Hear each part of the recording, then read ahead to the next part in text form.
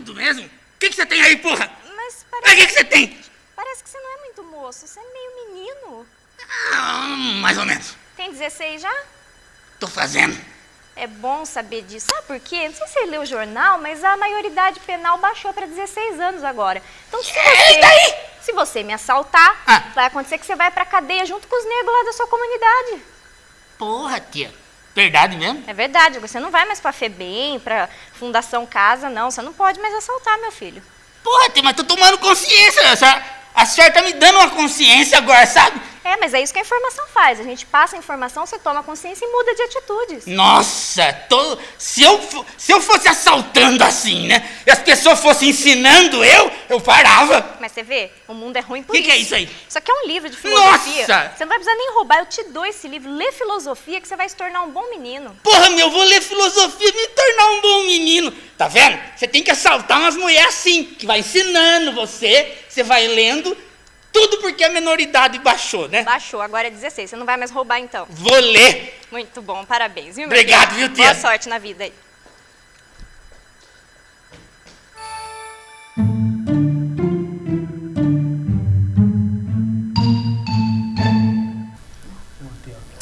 Boa noite, sejam muito bem-vindos à Hora da Coruja. Hoje a gente vai conversar sobre maioridade penal, que é um tema que vem pedindo pra gente já há umas 3 semanas, não é isso, Paulo? Até mais, né? Até mais. Inclusive, e hoje deu sorte de esse debate voltar à tona. Todos os jornais estão comentando sobre maioridade penal hoje de novo, né? No Datena, né? Hoje ficou no programa a tarde toda conversando. E a gente vai conversar com a Roberta. Tudo bom, Roberta? Tudo bom. Roberta é nossa super colaboradora aqui do Hora da Coruja, tá sempre aqui com a gente, não é? A gente chamou ela para conversar um pouco sobre maioridade penal. Bem-vinda, viu, Roberta? Obrigada pelo convite. Faz tempo que nós estamos querendo conversar com médicos aqui. Exato. É verdade, porque já apareceu temas até mais próximos, né? Que era o tema do aborto e tal, né? Esse tema é legal. Mas esse da menoridade é muito bom, até por uma outra razão, né, Roberto? Que eu acho que você sabe mais do que a gente, que é a população liga muito a ideia de desenvolvimento infantil e juvenil ao que o médico pode falar. Né? O psicólogo, sim, e o médico, né? O historiador, filósofo, não muito, né? Mas o pedagogo, o médico, né? Com certeza. É interessante, eu vi uma pesquisa americana que, na verdade, os americanos se baseiam por um estudo médico, na verdade, por um estudo do córtex frontal, de que ele só se desenvolve por volta dos 18 anos, né? Isso que vai dar as responsabilidades, não é isso? Isso, na verdade, né, o que acontece? A maioridade criminal, né, ou a responsabilidade do ser humano, ela tende a ser adiada, né, se você pensar do ponto de vista médico e social. Né? Então a gente sabe que hoje em dia o ser humano é mais imaturo. Né? A gente sabe que 18 anos é um corte que a gente acaba fazendo, mas a imaturidade, a gente sabe que a maturidade ela vai um pouquinho além disso. Então, se você pensar do ponto de vista biológico, a gente deveria aumentar a maioridade. A gente tem gente que considera a adolescência... Hoje em dia o ser humano é muito cerceado, né? Assim, tudo você cuida e tudo mais.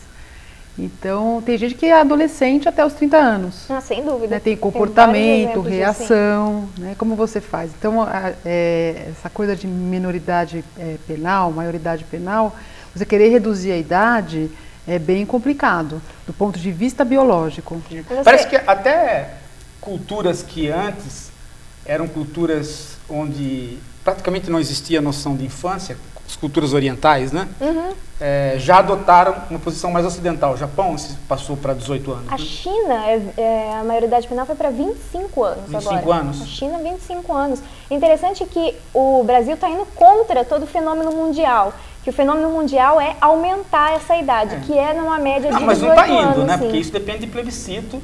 E eu acredito que o Congresso vai se manifestar contrariamente. Pelo que eu vi hoje na discussão do Congresso, inclusive, o Congresso não quer que vá a plebiscito. Não vai a plebiscito. O Congresso não vai fazer isso. Essa discussão. Até porque o Congresso brasileiro, ele é melhor do que uma grande parte da nossa classe média.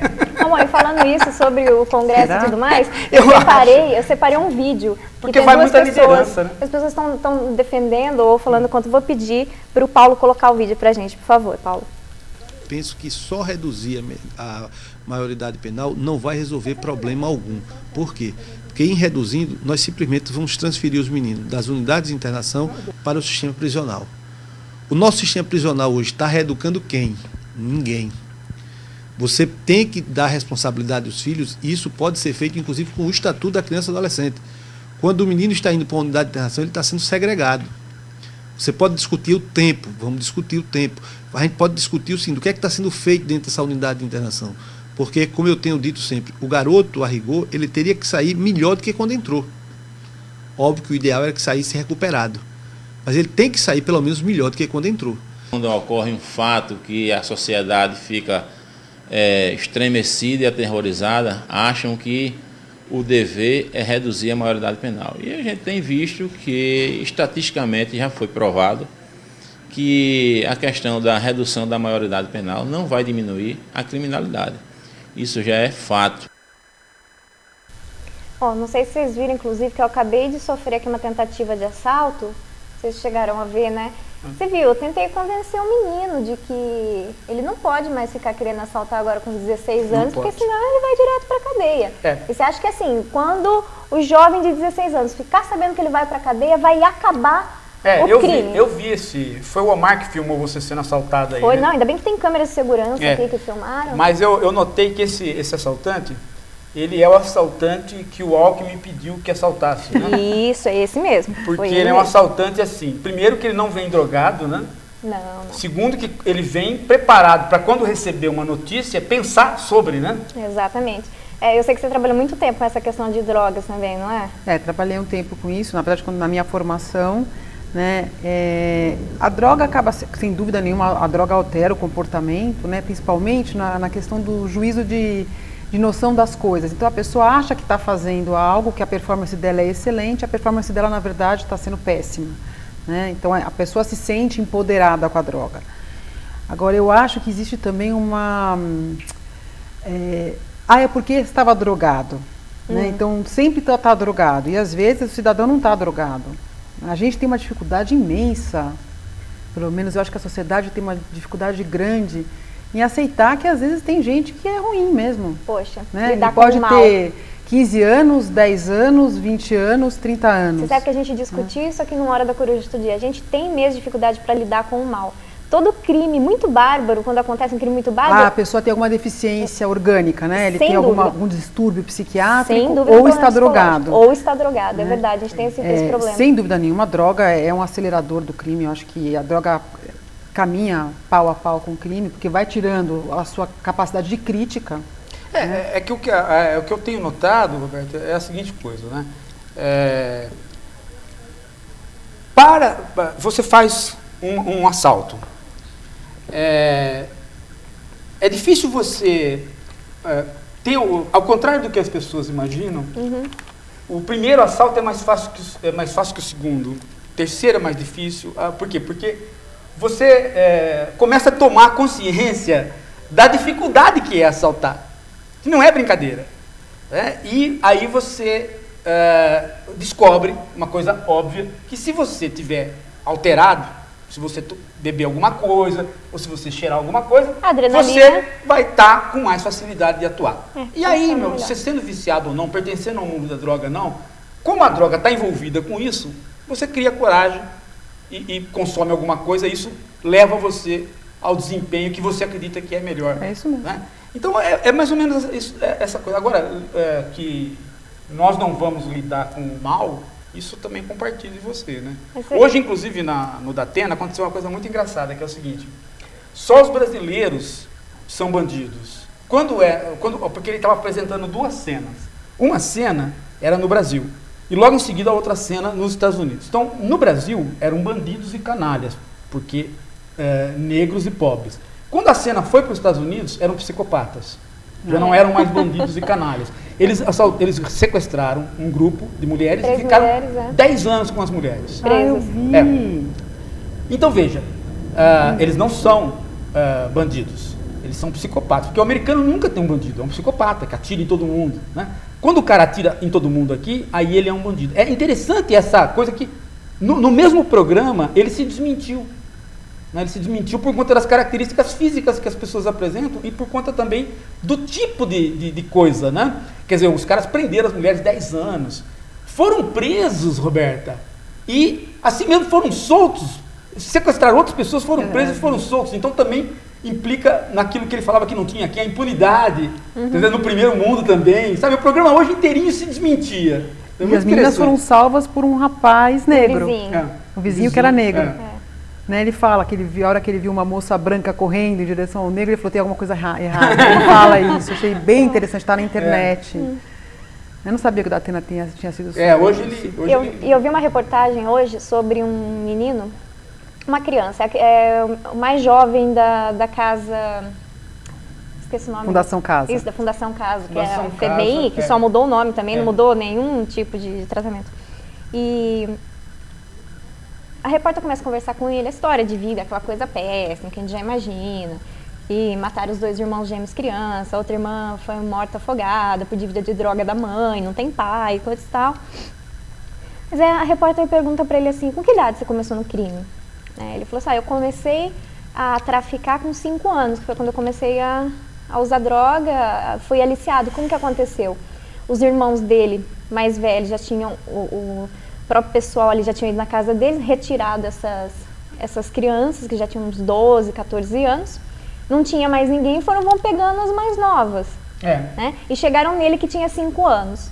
Um outro irmão devia droga, então aí o cara foi lá, matou os gêmeos, os irmãos dele que eram gêmeos. E foram lá, aliciaram ele, levaram embora para o crime e é isso que aconteceu. Então assim, sendo sinceros, eu não perguntei ainda para nenhum dos dois, mas eu creio que você é a favor ou contra a maioridade penal? Eu não sou nem a favor nem contra. Eu acho atual. Que... isso. Eu acho que existe um pensamento mágico. Né? Assim, se eu achasse que diminuir a maioridade penal, né, o criminal, ia fazer com que a criminalidade diminuísse, com que os jovens fossem mais responsáveis. Aconteceu como o seu assalto, né, que a gente conseguisse fazer ele ler filosofia lá na Fundação Casa, pode ser. Agora, eu acho que coletivamente não dá para pensar nisso. Eu acho que esses crimes, quando a gente vê um crime hediondo cometido por uma pessoa que é menor de idade, tem 17 anos e 11 meses, né, eu acho que a gente deveria ter uma equipe que julgasse esse caso, caso a caso. Né? Então eu posso ter um menino de 10 anos que pode ser responsabilizado por um crime, como eu posso ter um indivíduo de 17 anos e 11 meses que vai ser julgado como menor. Eu acho que essa coisa individual me agrada mais. Eu sou contra você baixar para 16, porque não vai adiantar nada. Certo, É interessante você falar isso, porque eu vi hoje que alguns estados americanos estão tentando ir por esse lado. Na Pensilvânia, por exemplo, um menino de 11 anos ia ser julgado como adulto, porque ele cometeu um crime de matar a madrasta. E, na verdade, teve toda a comissão internacional ir lá e defender o menino, falar que ele precisava ser julgado como criança. No caso, como sendo julgado como criança, ele fica só até os 21 anos na cadeia. Ele tinha 11 quando cometeu o crime e ainda está preso. E, caso contrário, ele ficaria na prisão perpétua sem poder sair, sem nunca poder sair. Aí os Estados americanos começaram a ver o problema. Como que eu vou julgar uma criança de 11 anos? Porque a gente começa a reduzir. Eu vou colocar uma criança de 11 anos na prisão para o resto da vida dela. Então, como começou a ter esse conflito, eles começaram a defender isso de, vamos fazer o seguinte, a gente vai ter, lógico, a lei que dá as diretrizes, mas cada caso será um caso e vai ser julgado individualmente. Foi o caso do menino, mesmo a lei dizendo que ele deveria ser julgado como adulto e condenado à prisão perpétua, ele foi julgado como uma criança. Eles têm uma comissão, né? Eles fazem uma comissão multidisciplinar. Em alguns lugares até o jeito de interrogar essas crianças é diferente do jeito de interrogar um adulto. A gente tem que tomar muito cuidado com essa coisa de criança. Eu não sei se vocês se lembram daquela escola. Sim. Né? Nossa, a escola então, básica. Exatamente. Porque Sim. a criança tem todo um lado de fantasia também. Né? E às vezes a criança pode, por exemplo, matar um adulto, mas aquilo não é um ato que ela possa ser imputada. Eu gosto muito da ideia de responsabilizar os pais. Essa ideia é uma ideia que eu acho que para o Brasil era uma ideia boa. Você é má. Eu sou má, assim. Já porque a gente vive num lugar e no mundo, ninguém tem responsabilidade de nada. A impressão que eu tenho é que a gente passa a mão na cabeça para tudo. Isso em todos os aspectos, né? E eu acho engraçado você ver a mesma pessoa que defende diminuir a maioridade penal, ela também defende que a gente não deve fazer bullying na escola. E ela esquece que é a mesma criança. Sabe? Então, assim, ele vai ser penalizado de do outro lado eu sou, do lado tudo é bullying, tudo. A criança fez uma piadinha de mau gosto, é bullying. Né? Agora, a criança matou alguém, opa, ou a criança roubou alguma coisa, opa. Né? Mas qual que é o parâmetro para eu julgar se essa criança ainda é uma criança ou se ela já está respondendo pelos atos? Então, eu acho que é individual mesmo. Mas acho que por um caso a exame caso. psiquiátrico, um exame psicológico? Eu acho que são vários exames, né? Acho que o psicológico acho que é fundamental. Você vê qual é o sociológico, história de vida, qual que é onde essa criança está inserida. Né? E eu acho que cabe também aí, porque às vezes você vai ver que é uma deficiência da criança, aquilo que a gente falou do mal. Né? Assim, o mal que eu falo aí não é o mal, que a criança é algum tipo de demônio, não é nada disso, porque senão imagina as igrejas cheias de obsessão, né? Que chama. Não. Mas o mal no sentido de que às vezes a criança tem realmente uma fenda ali de caráter e por exemplo, esse rapaz que ateou fogo na dentista e saiu de lá rindo o que de pior esse moço pode fazer? Né? Assim, e que conserto eu posso dar para esse moço realmente? Né? Será que esse moço realmente não tem que ficar institucionalizado porque ele é um mal para a sociedade? A gente acaba vendo o lado da criança, o lado do criminoso e esquece que tem toda uma sociedade em volta. Né? A Veja, essa semana, fala sobre os filhos das pessoas que foram assassinadas. É complicado, né? Você vê, a criança é tão abandonada quanto aquele que matou. E essa criança, ninguém está nem aí. Os dois lados perdem. Agora, no caso da Veja, Roberta, aí eu poria um porém pelo seguinte. A Veja, ela faz uma reportagem que acho que me parece, assim, já na capa, ela entra por um lado que não é possível de ser... Na verdade, desculpe te cortar, mas a reportagem ela começa maliciosa já, porque ela começa falando assim, esses menores que cometeram os crimes estão lá recebendo um salário que aumentou 550%. Sim. Aí é um erro, né? É mentira, né? É mentira. E então já começa não existe bolsa presídio. Isso é uma mentira que corre na internet, isso é uma bobagem. Mas o que eu estou dizendo é o seguinte... Vamos explicar o porquê só, desculpe. Porque vamos explicar. O que acontece é que quando você contribui com o INSS, você é preso no momento, a sua família vai receber como se fosse um seguro-desemprego, como todo mundo recebe uma aposentadoria, recebe enquanto a pessoa está na cadeia. E esse valor no máximo, você pode contribuir com 20 mil para o INSS, o máximo deste valor é de 900 e tal e pouco. É só para quem contribui, né? Só para quem contribui. O que não pode é a família perder direitos. Lógico, a família não tem... É o que a gente está falando mesmo sobre o menor. O filho da pessoa que cometeu o crime também não tem culpa nenhuma que o pai cometeu o crime. A capa da Veja, e depois na reportagem, o erro ali me parece ser ele faz uma acusação não, responsabiliza o Estado e as ONGs de cuidar só do infrator e não cuidar da vítima. Mas o Estado, ele não tem a função de cuidar da vítima. Ele tem a função de cuidar da vítima antes que aconteça o crime, com a polícia. Depois ele não tem mais essa função. O Estado não... A não ser que você interprete pela lei do consumidor. Eu compro segurança e não recebo. Então, pela lei do consumidor, eu compro segurança do Estado, porque eu pago imposto e não recebo. Então, eu poderia ser cuidado. Agora, eu não posso ser cuidado depois que acontece o crime, pelo Estado. Nem com, por exemplo, um tratamento psicológico. Essa é uma outra questão. Você pode pôr uma lei no Congresso para o Estado tomar... Mas essa é uma outra questão. Por quê? Porque o Estado ele é responsável por quem ele tira a liberdade. Então, ele tira a liberdade de quem? Do preso. Então, ele é responsável pelo preso. Ele não é responsável pela vítima, porque a vítima é de uma outra alçada de responsabilidade. Por exemplo, a ONG, sim. ONGs que não se preocupam com isso. Então, tudo bem. Agora, o que o Estado pode fazer para amenizar? Bom, ele pode aí tentar amenizar por outras razões. Ele reconhecer que ele, Estado, não deu segurança, que a pessoa pagou seus impostos, chamou a polícia naquele bairro, o bairro não tinha polícia, avisou várias vezes. Então, aí tem a responsabilidade do Estado. Mas, em geral, não é responsabilidade do Estado isso. É responsabilidade do governo naquele momento. Mas o Estado não pode se responsabilizar por isso de maneira nenhuma. Ele não tirou a liberdade da pessoa. A pessoa é autônoma, ela é responsável, inclusive, por exemplo, esse rapaz que foi até lá cobrar do dono da pizzaria uma responsabilidade e tal, e saiu aquele confronto, né?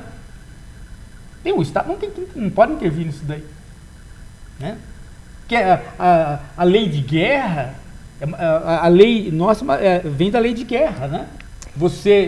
O prisioneiro ergue as mãos, você é responsável por ele. Mas você não é responsável, né, por aquele soldado que não ergueu as mãos. Não, você não é responsável por ele, você é responsável por aquele que você tirou a liberdade. Então, nós todos estamos sob a guarda do Estado até acontecer o crime. Depois que aconteceu, nós não estamos mais sob a guarda do Estado. O que nós podemos fazer é dizer, olha, eu comprei segurança e pela lei do consumidor eu não recebi. Aí que vale para a educação também, né? Eu comprei educação, fui na escola, não recebi. Eu posso acionar o Estado pela lei do PROCON. Então, por aí, mas não por outra via. A gente sabe que 93% da população brasileira quer que a maioridade penal seja reduzida para 16 anos. Então é por isso que não querem o plebiscito, porque seria... É que dói pensar, né? A impressão que eu tenho é a gente estar numa população, 93% também quer várias coisas, né? Então, por exemplo, a saúde é um dever do Estado. Eu sou médica, né? E você ouve isso. É bonito. Eu acho bem bacana. Mas é um dever até quando? O que a gente vai fazer em nome da saúde? Para quem é essa saúde? É para todo mundo? Se é universal, é para todo mundo? É igual para todo mundo? É tudo? Então a gente acaba, essa coisa me soa muito, 93% é a favor, porque acha que a maioridade penal vai reduzir a criminalidade. Eu também acho. É como se fosse uma pílula mágica. Eu baixo a maioridade penal e aí eu não vou mais ter menor infrator. E que cadeia você vai colocar esses meninos? Em que cadeia você vai colocar esses meninos? Sabe, assim, a cadeia já não dá para os nossos criminosos. Gente, a gente não consegue... Olha como é o Brasil. O pessoal do Mensalão quer tirar o relator, né? Porque assim, a gente fica chorando. Aqui a gente não tem, você vê, a Martha Stewart foi presa lá nos Estados Unidos. Ela foi presa, cumpriu 1 ano de cana, ela é uma pessoa pública, era nossa, você vê o programa dela, é o máximo, né? Aquela mulher chique, ela foi para a cadeia. Você não via ela reclamando pelos cantos, né? Chorando, choraminguando. Vou tirar o juiz, Aqui... A gente não aceita a pena. Você viu o Pimenta da Veiga, né? O jornalista? Ele matou a moça. Eu não sei, que ele matou a moça, todo mundo viu, ele falou. Ele não está preso. Mas tem pessoas presas, tem pessoas que foram presas, né? Mas muito poucas, né? Tem pessoas, tem donos de banco presos. Mas esse é o meu medo também de reduzir a maioridade penal. Só que a gente não vai simplesmente começar a colocar mais pessoas pobres na cadeia e simplesmente... Mas eu acho o seguinte, eu acho que aí, na questão que a Roberta levantou, tem 2 elementos aí. Que é, o primeiro elemento é o seguinte, tem um pensamento mágico. Eu concordo plenamente com a Roberta. Quer dizer, eu faço uma lei e no dia seguinte, qualquer lei que eu fizer, ela resolve a realidade. Isso aí... E tem gente que acha, então, então por que não é assim? Então eu não faço a lei, que é o contraponto da mágica. Né? Contraponto da mágica. É a mágica ao contrário. Mas tem um elemento aí, agora eu vou invocar a história da Roberta pelo outro lado, que é o seguinte, que é a maldade. Maldade não do criminoso, mas a ideia de vingança. Então, eu ia falar isso. Tem uma parcela da população que sabe que não vai baixar, que o crime não vai diminuir, mas foi maculado por alguma coisa que não é nada, é simplesmente um ressentimento. Eu não diria que maldade. Precisa ser exposto. Eu não diria maldade, eu diria vingança. Porque contra a justiça, as pessoas gostam de condenar com vingança. Ou seja, acontece um crime bárbaro, ele é bárbaro, choca todo mundo. Então você quer se vingar daquilo, até porque aquilo poderia ser você. Eu não sei. Eu acredito mais em vingança. Não, eu acredito na do que... vingança, mas não pela identificação. Hum. Eu acredito pela a vingança pura e simplesmente... Por vingança. Não, pura e simplesmente porque você é, no fundo, um perdedor, um ressentido socialmente. E que por ser um ressentido socialmente, você está esperando um momento de se vingar de alguém. Extravasaram... Não é o caso de uma sociedade que, por exemplo, uma sociedade onde a vingança é explícita, como no Irã. Então a família fala, eu quero tal pena. Né? Não, né? Também se é mulher, né? Eu quero tal pena. Então tem que esperar a família para decidir qual pena. Aqui não. A família pode se vingar, Aqui não. Aqui o cara quer se vingar, mas ele não quer aparecer. Ele quer que o Estado mate alguém para ele se sentir vingado. Né? Só que o que ele não sabe é o seguinte, primeiro, né? Só que esse mesmo cara, é o que a Roberta falou, esse mesmo cara, na hora que você cobrar dele um impostinho assim para ampliar a prisão, ele não quer pagar. Não quer. Quando você cobrar dele um impostinho assim para matar as pessoas, porque para matar custa dinheiro, você vê quanto gasta para matar uma pessoa, eles não, né? Tem um aparato para matar uma pessoa aí nos Estados Unidos que é, né, fantástico, né? E a tensão do país. A cada morte tem uma manifestação pública enorme, que você tem um desgaste político da sociedade. E a cada descoberta de que a pessoa era inocente, que foi morta... Tem isso também, tem a possibilidade também. É um desgaste muito grande. Outra coisa que as pessoas não entendem é o seguinte, elas não sabem uma coisa que elas deveriam saber, principalmente os pais. Os pais que gostam de pena de morte, isso é uma estatística, Roberto, interessante. Os pais que incentivam a pena de morte nos Estados Unidos, a maioria das suas filhas se apaixonam pelo cara Nossa, mãe. que está lá preso. E algumas se casam com ele. Eles têm os fãs clubes lá, né? Tem. Por quê? Porque a pena de morte, o cara não vai imediatamente. Ele fica uma comoção na sociedade, criando uma tensão horrorosa, porque aí começa todo mundo a se sentir culpado ou não. O Brasil tem uma série de problemas, o Brasil evita uma série de problemas que os outros países têm, mas o Brasil gostaria de ter. Mas é que é interessante, ó, a gente não vê, por exemplo, não era pra gente estar discutindo, ao invés de maioridade penal, como melhorar as cadeias, como melhorar a recuperação. Eu só vi um exemplo de uma mãe que perdeu assim todos os filhos pro crime. Ela abriu a casa dela para pegar todas as crianças, os jovens, adolescentes que estavam jurados de morte. Ela recebe na casa dela e tenta tirar eles dessa vida do tráfico e do roubo e tudo mais. Eu só vi um exemplo. Deixa eu falar uma coisinha que a Roberta tocou. Deixa eu falar uma coisinha que a Roberta tocou, que eu acho que é importante. Ela usou a palavra coletivo, né? Eu uso a palavra, assim, toda vez que a gente discute essa questão, eu acho que a grande dificuldade que as pessoas têm de discutir essa questão, Roberto, elas não distinguem, mesmo na nossa conversa aqui, elas não distinguem quando é que nós estamos falando de problemas psicológicos e biológicos do indivíduo e problemas políticos da sociedade. Quer dizer, uma coisa é eu discutir a questão do menor pelo menor, outra coisa é eu discutir a questão da violência na sociedade. Quando nós estamos discutindo se é menor ou não é menor, quando é que amadurece, quando não é que amadurece, qual a pena que vai ter, é uma discussão. Quando nós estamos discutindo a violência, é outra discussão. Porque a discussão da violência, ela não deveria nem se aproximar dessa outra questão por uma razão estatística. Qual? A violência no Brasil não é exercida pelos menores. É muito pequeno. Do ponto de vista estatístico, Roberta, dá menos que 1%. Então, de crimes hediondos, sim. Dá menos de 1%, quer dizer, o menor não é responsável pela violência. Agora, o contrário é verdadeiro.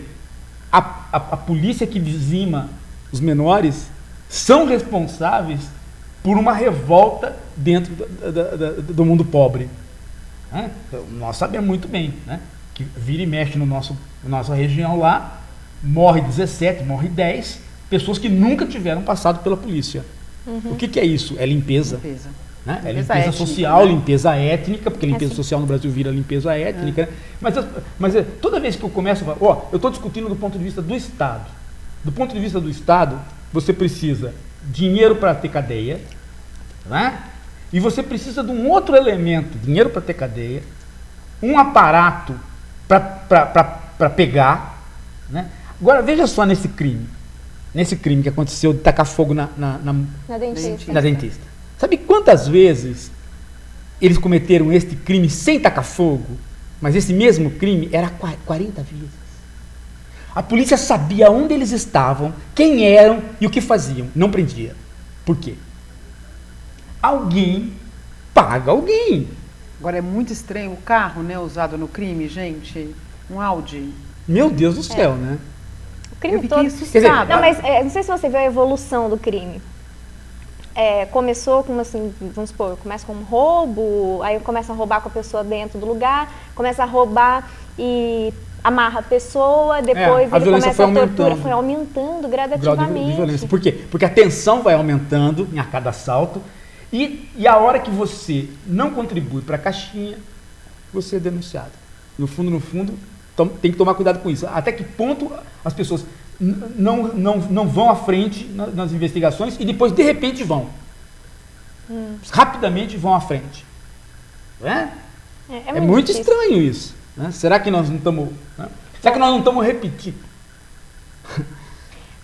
Como alternativa de... Para falar no Dr. Hélio Bicudo, né? Será que nós não estamos repetindo os tempos do Lúcio Flávio, né? Porque é muito estranho isso. Né? Isso realmente é.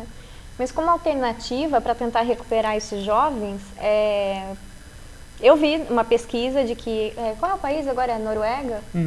Que consegue recuperar 90%, né? 90% devem ter 3, né? Não, provavelmente. A Noruega. Sim. A Noruega está comemorando agora Mas os esse Estados episódio. Unidos, então, recupera 70% dos jovens com um tratamento militar, que é totalmente, que é muito debatido nos Estados Unidos e a grande maioria é contrária a esse tipo de medida para se recuperar esses jovens, porque é aquela coisa, acorda-se de madrugada. Nós estamos aquém disso daí. O problema nosso é que... Mas será? Quantos jovens infratores presos será que a gente tem? Não, veja só, nós estamos aquém disso daí por uma outra razão. Nós temos uma violência baixa. De jovens e... Em todos os sentidos. Então, não é mais Como fácil assim, ainda... Baixa, Roberta. Cometida pelos jovens Não, em todos os sentidos, Fran. A gente tem um índice de assassinatos enorme, homicídios enormes. Tem, lá. mas você já viu essa área muito... Homens jovens... Mas você já viu a proporção entre o nosso grau de pobreza e nossa violência? Ela sempre é mais baixa. Ela é muito baixa. Ou então talvez não é baixa. Talvez não, ela seja, ela é quê? muito específica, muito característica de um certo lugar. Não, eu acho que não. Acho que aí você está errado. Não pode ser. Vai ver. Porque a gente tem um índice de violência maior do que os países que... Mas você quer comparar com o quê? Estão cometendo com guerra. Comparar com a África? Não, eu estou dizendo assim... Comparando com quem? Veja só, entre pela os quantidade países, de pobreza... Entre os países da nossa faixa de desenvolvimento, era para nós sermos um povo mais violento. Eu acho que não, eu acho que aí você está equivocado. Você está equivocado nessa informação. Eu vou olhar, eu acho que não, você está errado. É? Eu acho que não, porque eu já vi sobre isso e eu creio que não mesmo. A criminalidade aqui é uma coisa grave e eu acho que passa muito pela impunidade. Não, eu não falei a criminalidade, eu falei a violência. Tá. Porque, veja, uma boa... criminalidade. Não criminalidade, violência, estou falando. Porque uma boa parte das mortes, elas não são provocadas por crimes que a pessoa intencionou. Tem uma quantidade muito grande de crimes ocasionais do tipo assim, briga em bar no final de semana. Briga de marido e mulher. Então, violência, mas a ideia do crime intencional, a ideia de que você está dominado por quadrilhas e bandidos que planejam, né, ela não é a grande responsável pelas mortes. Certo. Você tem a droga, o álcool, matando pra caramba ainda, e você tem o crime bobo de discussão em bar. Acho que tem muito crime passional, né? Muito crime bobo. Uma boa parte dos jovens morre por briga em bar. Então, a violência, em geral, ela é grande, mas a criminalidade nossa, os Estados Unidos tem quase metade da população, a Rússia e os Estados Unidos tem metade da população presa. Pô. Que já foi presa, pelo menos. Não, ou já passou. Isso é verdade. Na verdade, porque eu acho que eles têm, talvez, menos leis, né? Mas leis mais efetivas. A impressão que eu tenho aqui no Brasil é que a gente tem um monte de lei. Então é lei, e uma lei vai comendo a outra e as coisas vão ficando totalmente impunes. Então, assim, você assaltou alguém, você vai preso, né? Vai preso, vai ficar tantos anos, tal. Só que aqui no Brasil, se você assaltou olhando para o lado direito, então você já não sei... Aí você fala, mas como é que Mas os Estados Unidos têm uma defesa enorme também, viu, Roberta? Ah, mas é menos que aqui. Eu acho que lá é mais claro. Não, tem uma defesa enorme também. Mas a nossa situação é uma situação assim. Bom, primeiro, é uma justiça cara. Então, quem pode pagar, efetivamente, vai se livrar. É uma justiça cara. Segundo, ela é uma justiça lenta. Nós temos, acho que, 10%, né, Fran? De pessoas que já estariam fora da cadeia, que estão dentro... 33%, é uma coisa assim. É uma coisa alta. 30 ou 33%. Já cumpriram a pena e não saíram. Não tem juiz para ir lá e falar, tá solto. Né? Ou não tem juiz ou não tem advogado. Fica esquecido, não tem fica família, não lá. tem advogado. Uma outra coisa que tem na nossa justiça, que é uma burocracia... Então, absurda. Absurda, né? Mas, assim, em termos de... uma outra coisa também que as pessoas não aceitam no Brasil é a ideia da cadeia, a cadeia ser uma cadeia. Né? Aqui no Brasil, todo mundo que não foi para a cadeia, que não visitou cadeia, ou que não sabe o que é cadeia, imagina que é um hotel de 5 estrelas. Não, cadeia. Né? Cadeia é o lugar mais horrível do mundo. É uma desgraça. E no Brasil, ela é terrível. Ela é terrível, a cadeia. E eu vi que da foto da Fundação Casa, exatamente a mesma coisa de uma cadeia comum. E as pessoas não querem pagar. Mesma coisa. Não, as crianças dormindo uma em cima da outra. As pessoas não querem pagar a cadeia. Mas elas também não querem privatizar. Então, olha, a então, cadeia... Agora, bolas. O governo gasta com cada preso 2.100 por mês, né? Agora, esse modelo que foi implantado agora, que é esse modelo americano, bem no estilo que a gente vê nos filmes, custa para o Estado 2.200, ou seja, R$100 a mais. Olha como é má administração, porque tudo aqui no Brasil é muito caro para se fazer. Se faz errado, e além de ser só R$100 de diferença, essa empresa se responsabiliza caso aconteça qualquer tipo de revolta dentro da cadeia, como chama isso? Motim, qualquer tipo de motim, assassinato ali dentro, qualquer coisa do tipo, ela se responsabiliza, inclusive criminalmente. Tem um pudor de ganhar para prender. É um pudor. Talvez porque o Brasil tenha tido escravo durante muito tempo, né? Você ganhar para pegar o cara, ficou um pudor na sociedade, mas isso é a coisa mais natural do mundo. Você ter uma cadeia privatizada, qual é o problema? Falavam que não podia privatizar, porque, imagina, pode entrar a droga, ter a corrupção. Meu Deus do céu. Não vai ter isso no Estado. Já não tem. A estatal tá... Né? Agora, tem um outro detalhe que eu queria falar para você, é o seguinte, da história que eu estava falando aqui. Se você computar, veja só, se você computar o número de pessoas, a desestruturação familiar nossa e a nossa educação, o Brasil é pouco violento, Fran. Pode ser. Meu amigo. O que a gente descarta de pessoas na rua já era pra gente já ter uma violência endêmica. E não tem, pô, na verdade. O Marcelo Coelho tá certo aquele dia que ele falou no jornal. Que ele falou assim, que a quantidade de pessoas que a gente vê na rua, de bebês, crianças, né, era para ter uma criminalidade maior. Uma boa parte se livra do crime, por incrível que pareça, sozinha. Acho que talvez se livre do crime hediondo, né, Paulo? Mas o pequeno crime, eu acho que está muito enfronhado nessa história, né? Que a gente também já perdeu a noção. Eu acho que o brasileiro também às vezes perde um pouco a noção, né? O jeitinho brasileiro às vezes é crime. E a gente está achando lindo. Sim. Né? Então, assim, às vezes que você fala assim, realmente acho que a gente tem o brasileiro tem essa... Eu não sei se é ilusão ou não, mas eu também sinto isso no Brasil, né? O brasileiro é um povo muito cordato, é um povo muito tranquilo, é um povo acolhedor.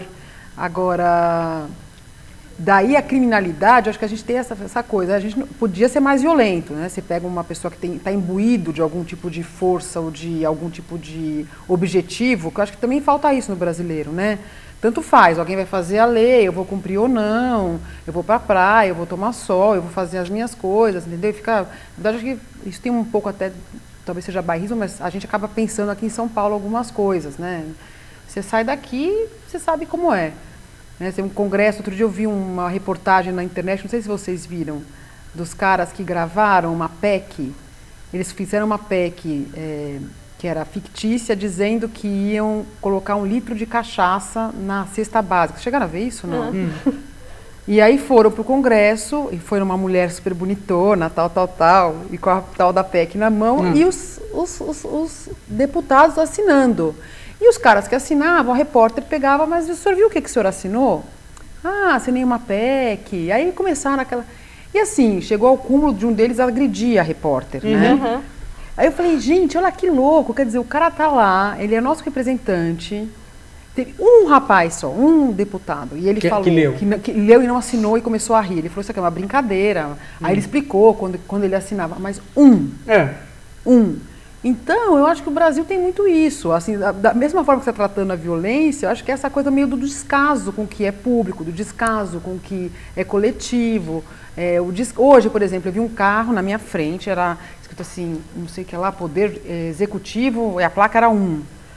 Não era de São Paulo a placa. O cara abriu o vidro na marginal e falei, ele pegou um bolo de papel, acho que era papel de bala, e jogou assim pra cima. Eu falei, gente, é um carnaval do meu carro, né? Eu quase saí, tava parada a marginal, eu quase saí, catei os papeizinhos e fui na janela dele, só deixou cair. Mas aí você fica com medo, entendeu? Com medo de levantar e o cara... E aí você vê um cara do Poder Executivo num carro super bonito, que exemplo tá dando? Não, mas eu fico pensando na seguinte coisa, né? Quer dizer, nós entramos por uma via errada dessa discussão. Primeiro porque nós confundimos o cuidado, essa discussão nossa do indivíduo, da criança, da infância, que é uma discussão de psicólogos, médicos, filósofos, e uma outra discussão que é a discussão da violência, né? Que é uma discussão que é mal feita no Brasil. É mal feita, né? Porque você não pensa nos custos. Não se pensa nunca no dinheiro que vai gastar para fazer as coisas que se quer fazer, né? Quer prender todo mundo, porque se você baixa dos 18 para os 16, a quantidade de pessoas... Outra coisa que 11 mil que entram para a cadeia. Agora, uma coisa que as pessoas realmente não pensam, e aí é o ponto de confluência entre as duas discussões, entre a discussão do menor e a discussão da violência. O ponto de confluência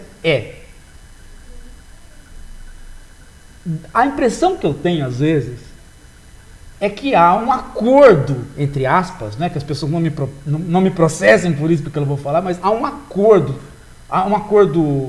tácito entre o governador, o Datena, pessoas como o Datena e o PCC.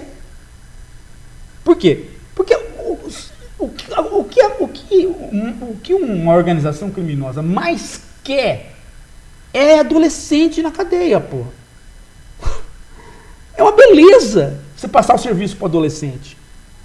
Porque passar o serviço para quem tem família é difícil. Passar o serviço para quem já é da tua idade é difícil. Mas passar o serviço para quem quer mostrar serviço porque está ali em condição de menor, pô, meu, é sopa no mel. Que é mais irresponsável, digamos assim. Se eu tiver 100 pessoas, adolescentes, para cometer crimes, para eu comandar do dia para a noite, eu ganhei na loteria. Não pô. só comandar, você até moldar a pessoa. Um tipo loteria. Essas crianças não têm esse medo é um de problema. morrer. Esse é um problema mas levantado. aí você está, na verdade, defendendo, então, a diminuição da maioridade penal. Porque a hora que você diminui, esse cara do PCC, ele vai diminuir o exército dele, ele vai puxar menino de 13 anos. Ele vai aumentar o exército dele. Não, vai diminuir a faixa etária. Ah, sim. Né? Ele vai ganhar gente. Mas vai ganhar e vai perder. Por quê? Porque ele não vai mais poder dar na mão do moço de 17 anos, que já é um homem, mas, né, Roberta, pra roubar e matar. Roberta, mas ele vai pra aí cadeia. É que tá. Roberta, a idade de sobrevivência é muito baixa. Entendeu? A idade da sobrevivência é muito baixa. Quer dizer, a pessoa durar até os 30 anos nessa organização é muito raro. E é isso que tem que mudar. Então, por que precisa por que a entrada do mais jovem é vantajosa para as organizações? Porque ele é o cara que faz o crime violento e ele é o cara que não vai ser eliminado. Ele é o cara assim, que você dá o serviço, ele vai fazer. O outro, quem sobrevive hoje na cadeia para cima dos 30 anos? O cara que virou evangélico. Que aí ninguém mais toca nele, né, se ele não fumar e não beber. Mas a sobrevivência é muito pequena nessa... Então o cara realmente baixar a minoridade é uma vantagem. Né? E uma vantagem perigosíssima, porque a hora que você tiver o Natal, o Dia das Mães, você vai ter a maior tropa de gente para cometer o crime. Né? Fantástica. Pensou na adolescência, você mostrar para todo mundo que você saiu e vai matar mesmo? Uma beleza, né? Eu vou atender umas perguntas. O César Marques está falando, então, tem dois casos, um do César Marques lá do Rio de Janeiro e outro que eu quero comentar. Ele está falando o que a gente acha sobre o sistema adotado nos Estados Unidos, que é 3 chances você está fora. Ou seja, comete uma vez o crime, entre aspas, perdoado, comete a segunda, na terceira você responde como se você fosse um adulto. Só que tem uma chance a mais, né, nos Estados Unidos, que ele não está computando, né? Escola, sim, né? Tudo bem. Família. Aqui não. Aqui você vai para a escola pública, não, como? Não vai, né? Porque creche. você chega lá não tem ninguém. Tudo bem, é creche. Né? Não tem professor nenhum, né? Você chega lá não tem professor nenhum. O que você acha, Roberta, disso? 3 chances para o jovem que comete um crime? Não é só para o jovem, né? Isso é uma regra, não sei se é federal, mas eu sei que alguns estados têm. Vocês leram o livro do Tim Maia? Acontece isso com ele. Né? O Tim Maia comete o 3º crime e fica com medo de ficar para sempre na cadeia. Eu acho que é interessante, porque querendo ou não, essa coisa da reincidência, você tem que ter, esse é um mecanismo muito, a gente olhando do lado, eu como médica, como mulher, eu acho muito, eu não gosto dessa coisa de pôr medo nas pessoas, acho pôr medo uma coisa muito ruim, mas no caso de crime, você só tem esse jeito, você tem que assombrar a pessoa, olha, se você cometeu o 2º, vai acontecer isso, se você cometeu o 3º, acabou, a brincadeira acaba aqui. É um mecanismo de repressão forte, né? Eu acho que é grave, e você ao mesmo tempo vai instilar naquela pessoa um certo senso de dever. Então eu acho que é válido, é válido. Você sabe que eu acho que no Brasil... Só que você tem que pensar, que 3 crimes são esses, né? A pessoa foi pega 3 vezes no supermercado roubando leite. Né? Mas você sabe que no Brasil eu acho que não daria tempo, né? Porque eu morreria antes de cometer o 3º crime, né? Não, se é pego jovem. Não. Tudo bem, tem esse detalhe. Mas, de novo, nós estamos desconsiderando as condições brasileiras. Com certeza. Qual? Eu acho que a gente fala de educação. Não só educação. A possibilidade da gente fazer os 3 julgamentos num tempo. Sim. Não vamos fazer. Não tem nem como. Não vamos fazer. A gente não tem como tentar aplicar um outro método. Quando o cara cair na 2ª vez, não foi julgado ainda a primeira vez. Tá não foi resolvido ainda a primeira vez. Realmente. Nós temos uma justiça... A gente não consegue importar modelo, nem pensar em modelos, porque não encaixa aqui, né? Nós não fizermos uma... Primeira coisa, Fran, é alfabetizar uma quantidade enorme de juízes e advogados que não sabem escrever. Isso é a primeira coisa. Isso é um problema muito básico para resolver, né? Antes de começar a discutir com uma boa parte dos advogados como é complicado. não sabe absolutamente fazer um texto comum para apresentar ao juiz. Pô. Nós estamos num caos muito anterior a essas discussões. As pessoas estão discutindo coisas e pegando modelos. Bom, mas e essa outra proposta? Talvez essa daria para a gente conversar sobre. O bandido que alicia o menor responderia pela a pena dele e do menor. Somariam as 2 penas. Em organização criminosa, isso é uma bobagem. Por quê? Porque as organizações criminosas, o cara já está no crime e ele não quer... Ele está na cadeia, ele vai ficar na cadeia e ele sabe que a vida dele é de liderança da cadeia. Quanto mais... Ele alicia o menor e vai negociando com o governador melhores condições de vida para ele na cadeia. A vida toda, quanto mais força e quanto mais menor ele tiver. É assim que as lideranças fazem. Elas vão administrando, ela chega para o governador e fala assim, nós vamos fazer um motim, hein? E agora eu estou com uma quantidade de gente aqui, tudo louca para passar. Nós estamos vivendo isso. Ou você acredita que os governadores que passam aí não negociam com o crime como eles dizem que não negociam? Eles negociam, pô. Tanto é que param uns tempos e volta. A gente viu isso no PAN no Rio de Janeiro. Aqui, pô, pelo amor de Deus. Mas no PAN no Rio de Janeiro ficou muito claro. Meu Deus. Ficou muito claro. Não precisa de filme né? Para isso daí. O que você acha, Roberta? Eu talvez seja inocente, mas em São Paulo eu não creio que eles negociem com o crime, não. Eu não só acho que negocia, como quanto mais eles falam que não negocia, negocia. Se eles não falassem que não negociava, Roberto, eu acreditava. Mas como eles falam que não negocia e como para e volta, né? Não sei se você sabe, começou de novo na nossa região. Né? Oscila demais, Roberto. Oscila demais. Né? E aí o cara vai na televisão explicar que não negociou. Por quê? Não perguntei. Não perguntei se ele negociou. Ele vai explicar. Aí fala, olha e tal. É muita explicação. Né? É muita explicação. Outra coisa que não dá para entender é por que o cara assalta um ônibus e taca fogo no ônibus. Sem matar ninguém e taca fogo. Se isso não é demonstração, isso não é avisos que vão se fazendo para... Né? Aí de repente transfere um cara. Não negocia, mas de repente transfere um cara. Demora para avisar que vai transferir, aí transfere. Aí o cara... essas lideranças, elas não têm como sair. Elas vão sair para onde? Não tem como sair. Mas existem escalões, né? Acho que como toda hierarquia, tem esse cara que está lá na cadeia, mas tem o cara que está abaixo, aliciando os menores. E esse cara é um cara que talvez não queira ir para a cadeia. Acho que essa ideia eu acho que assim, é isso, responsabilizar, né? Se a gente consegue institucionalizar então, existe o PCC, ele é uma organização, ele é registrado, então vamos responsabilizá-lo também pelo crime. Essa ideia talvez seja, do ponto de vista penal, do ponto de vista de materializar uma pena, seja uma coisa interessante. Olha, tem um filme muito realista, muito legal sobre essa situação, né? Que é o filme do período que foram os ataques aqui do PCC em São Paulo. Tem um filme sobre isso. Aquele ônibus 127, não é esse? Não, esse é um filme que agora não me lembro o que nome que ele saiu, onde é uma história extremamente possível, né? Ele fantasia, é uma ficção em cima do episódio paulista. Naquele primeiro ataque grande, há 5 ou 6 anos atrás. Uma mãe tem o seu filho na cadeia por conta de um crime menor e ele é aliciado pelo PCC e entra para uma situação onde só tinha uma solução, ela se envolver lá na crime para tirar o garoto, né? Acho que eu vi o trailer desse filme. É um filme muito interessante desse ponto de vista. Olha, o Rousseau fala que a natureza fez um homem feliz e bom e que foi a sociedade que o corrompeu e deixou miserável. O que você acha? Primeiro que essa ideia do Rousseau é uma ideia de filosofia política, né? Não é uma ideia de sociologia, nem de história, de filosofia política. Quer dizer, você pega uma situação não existente e põe numa situação existente. Quer dizer, o homem na natureza não existe, né?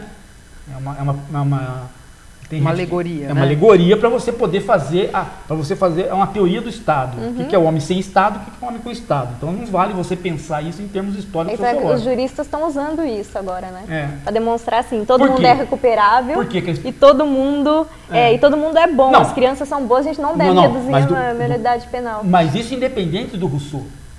A lei tem que funcionar assim, independente do Rousseau. Não é uma questão rousseauiana. A lei não pode pensar o contrário. Senão não seria lei. A lei tem que considerar todo mundo inocente até provar o contrário. Você não pode inverter, todo mundo é culpado, porque aí seria um Estado autoritário. Certo. Né? A lei não é questão dela ser rousseauista. Ela não é rousseauista, ela é simplesmente lei. Ao contrário, ela não seria lei. Seria selvageria. Então não tem que invocar o Rousseau para isso. Não tem que invocar. O Rousseau não está falando nada disso. Se eu for culpado do quê? Do que eu sou culpado? A não ser do pecado original, eu não sou culpado de nada. Né? Não sou culpado de nada. Andrei aí. Né? Na verdade, não posso ser culpado antes de cometer um crime. Eu tenho que ser culpado depois. E aí tem que provar a minha inocência. Né? Isso é fundamental. Por isso que nos Estados Unidos, quando você comete um crime de infração, a polícia corre atrás de você e te pega. Esse negócio de anotar a placa. Né? Você comete um crime, o cara anota a placa sua. Não, o cara tem que pegar você, porra. Né? Aqui não, o cara anota a placa do sujeito. Daí você tem que ir lá no Detran para saber se foi só a placa mesmo. Não, você tem que pegar o cara, porra. Por que tem que pegar o cara? Porque tem que pronunciar na frente dele a ordem, o porquê que ele está sendo indiciado. Bom, gente, já encerrou o nosso horário aqui do Hora da Coruja. Quer falar mais alguma coisa, Roberto? Eu ia falar que a gente devia ter pego o gancho do Rousseau para falar de educação, porque eu acho que só faltou isso. A gente vai ter que fazer um outro papo sobre educação. Porque eu acho que tudo isso, na verdade, resvala na educação. Nós estamos vivendo uma situação aqui em São Paulo fantástica, né? Que é o seguinte, vai entrar em greve os professores agora do município. Eu peguei a greve no meio outro dia, 3 horas de trânsito. Passei muito medo. A gente teve um pouquinho mais de tempinho, acho que dá pra gente conversar um pouco sobre educação. Não, veja, vai entrar a greve dos professores. Eu sei, aqui na rede. Contra o do Estado já estava. Contra quem? Contra algum cara da direita? Não, contra um cara que veio fora da educação e que foi ministro da educação. Sabe qual foi a resposta que ele deu, Roberto? Qual? Que o Estado, não, a resposta é fantástica. Que o Estado de São Paulo já paga mais que o piso. Então, não pode aumentar muito. Quer dizer, então aquilo que eu falei para ele lá no passado, que eu falei para o ministro no passado, que o piso ia virar o teto, era verdade. Porque virou o teto, não pode pagar mais. Então era verdade aquilo que eu falava para ele. Ele falou que eu não levava ele a sério, o ministro. Então tá aí, ó. e deu 0,82% de aumento. Aí vai entrar em greve e ele falou, não, o Estado de São Paulo já paga mais. Então por que ele criticou o Kassab? Só que é O Kassab estava certo, que já pagava mais. Quando a gente fala sobre violência de crianças, a gente fala assim, é culpa da família que está desestruturada, né? Mas essa criança, às vezes, passa 8 horas na escola, estuda em tempo integral, fica 8 horas, quer dizer, nem vê o pai e a mãe, na verdade, quer dizer, está mais fora de casa, mais longe do pai e da mãe do que quem convive com eles. Pai e mãe educar, isso aí é coisa do quê? Do império, ninguém mais, nem os ricos mais, ninguém mais tem responsabilidade por filhos depois de uma certa idade. Por isso criamos a escola, inventamos a escola para isso, senão não tem nem inventado a escola. Pô. Mas não é estilo espartano. Não, senão acho que são as duas coisas, né? Acho que a família, sem dúvida nenhuma, é um papel fundamental, algumas coisas básicas de educação, até essa coisa, né? Por favor, obrigada, com licença, agora, Roberto, né? Nossa, mas eu e você, acho que fomos para a escola mais tarde, né? Você viu com quantos anos entra na escola agora? Qualquer pessoa? 4, 3 anos. Tem gente que já entra sem falar. Não, tudo bem. Tá certo. Né? Eu acho que a escola não exime a família da educação e nem a família exime a escola. Eu acho que existe essa, de novo, né, delego. Então tem gente que joga a criança lá na escola e, vocês se virem. E aí na hora que a escola dá um feedback e falar para você, olha, está acontecendo isso com o seu filho, a gente tem que dar uma olhadinha. Não, eu vou levar vocês para a polícia. E essa coisa também da escola ser estilo de uma creche, onde você só segura a criança presa ali, sem ter nenhum tipo de atividade? Fran, olha, eu não quero mais discutir educação nunca mais na minha vida. Por quê? Por que não? Porque, Roberta, olha, não tem escola, Roberto, funcionando. Estou pagando. Ninguém recebe o que o professor recebe. Ninguém na sociedade. Não, é absurdo mesmo. Ninguém, não tem, e é o cara que é responsável. Não tem como você conversar de pedagogia, gente. Gente, eu estou falando de gente que está ganhando R$800. Quando chega isso? O salário de um professor de ensino médio, que falam que vai para 1.200, 1.300, quando você desconta, cai para menos de 1.000. Ninguém ganha isso na sociedade brasileira. Ninguém. Nem quem fez voto de pobreza ganha isso. Se perguntar para um cara que fez voto, quanto que um padre que fez voto de pobreza ganha, é mais do que isso.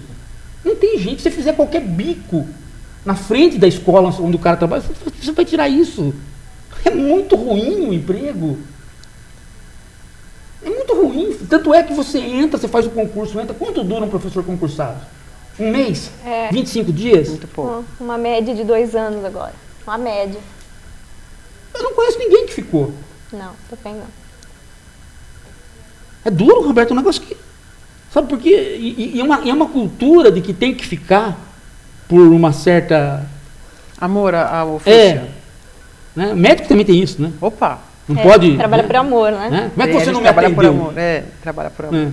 Então um juramento. O médico é pior porque tem um juramento que tem que atender em qualquer hipótese, né? Não tem que atender de qualquer urgência. Né? O professor tem que atender. Como?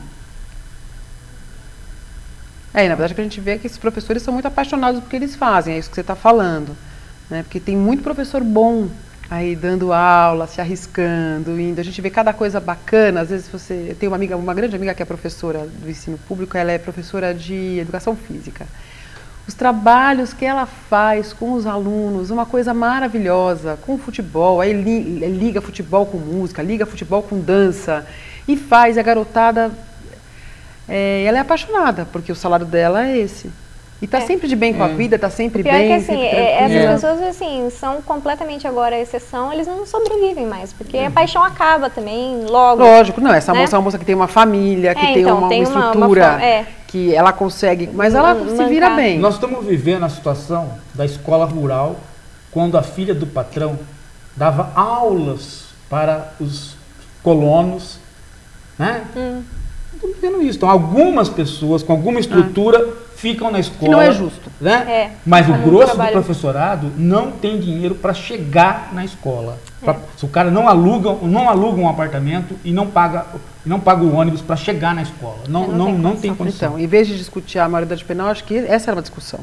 Mas esse era um plebiscito. Essa discussão nós não vamos ter, Roberto. Educação não é um valor para o brasileiro mais. Não é. O brasileiro descobriu uma coisa interessante. Qual? Ele pode sobreviver e ficar rico sem educação. Muito bom. Então vou aproveitar e usar essa frase assim, bem inspiradora e otimista para a gente encerrar o programa. Não é, todo mundo mandou pergunta aqui, conversando, falando exatamente sobre isso, e eu estou vendo isso mesmo, que as pessoas estão tentando... Avisa o pessoal que esse cara que assaltou você tá rondando, vai pegar eles. Tá bom, então tá bom, não pegando o meu, tá bom. Roberto, quero agradecer demais por ter vindo participar aqui com a gente. Qualquer dia obrigada. a gente vai fazer um especial sobre educação. Sabe o que Vamos pedem conversar. muito, Roberta? Que? Pedem muito educação médica. Pode me Exatamente. chamar. Vamos conversar? Médica. Muito Doenças bom. sexualmente transmissíveis, Não, vacinas. educação médica no sentido da formação dos médicos. Tá. Né? Por conta daquele Opa. exame para os médicos. Agora que os médicos vão fazer, é verdade, é Eu um gosto bom do tema. exame dos médicos. Muito bom, e até porque, inclusive, agora vem uma mulher bonita, fica todo mundo elogiando e parece. assistindo. Sem dúvida, a audiência do programa vai lá em cima. Parece. Pessoal, quero agradecer demais a participação de vocês. Lembrando que o Paulo lançou um novo livro, que é de filosofia política, é o que eu entreguei para o Bandido, tá? Se quiser ir no lançamento, vai ser dia 5 de junho na Livraria Cultura, na Avenida Paulista. Durante a noite, umas 7, 8 horas, a gente está por lá. Pode conhecer o Paulo pessoalmente, me conhecer pessoalmente, conhecer a Roberta, que agora já tem vários fãs aqui do nosso Hora da Coruja. A gente vai tomar um Conhecer vinho. o bandido, que pode se recuperar Pois e aparecer por lá. Depois de ter lido o livro, né? Sem dúvida. Então, pessoal, quero agradecer, um beijo a vocês, até semana que vem.